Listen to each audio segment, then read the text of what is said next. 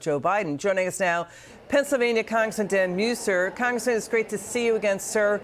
So you were there in the front row that day in Butler. Your reaction to Alexis McAdams reporting, because how can this happen? After 9/11, didn't the government spend tens of millions of dollars of our money to stop this kind of siloing of information and restrictions on intelligence sharing that the GAO says happened here in Butler?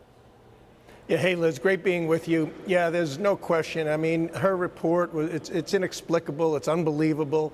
The level of lapses and failures is breathtaking. The shooter, this crooks, somehow capitalized, and these things can happen on every failure that took place. And that's certainly why a lot of people have questions about what information we received and motive and such. But what we do know is that the failures are obvious. Cheadle's, the director, came out and really had no grasp of the situation whatsoever, so that eroded any trust that existed. And then you hear things like this, that the person in charge of the planning and tactical initiatives was the first time in a field, in an operation such as that. So the supplies weren't there, the line of sight failures existed, the technical failures, the radios didn't talk to each other. And like I said, I was there, and I'm just going to add this really quick. You know, Secret Service reports to Homeland Security, and you know, Mayorkas, everything he touched was a disaster.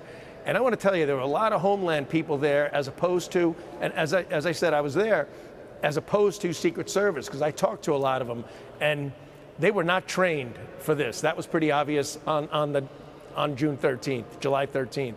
You know, Congressman, the GAO found even more serious lapses in security. Secret Service officials did not have enough surveillance drones in Butler because they were already allocated. Those drones were allocated for the RNC and DNC conventions. Even though the shooter appeared to have a drone, the GAO basically says by sheer luck, officials who knew about the threat, 10 days prior, deployed at the last minute a counter sniper. And without that, the assassin could have killed Trump. It could have killed Trump. He would have kept on firing. There's simply no question. He would have unloaded several times without that sniper. There were 8 shots that he got off till our sniper took him down with 2 shots. Look, it was Corey Comprator.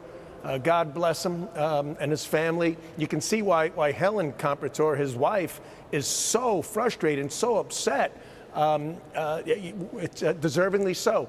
But I'll also just add this real quickly. Look, the rhetoric that surrounded the brainwashing of this shooter had something to do with it, right? He believed that what he was doing had some sort of righteousness to it, and that's what we're doing today. We just had a press conference on a resolution trying to stop the hate speech, which tends to lead to violence, and we'll be voting on that. We'll see how bipartisan it is, and maybe this is a time after 1-year anniversary to recommit to trying to have some civil discussions. Congressman Dan Meuser, thanks for being with us tonight. It's good to see you.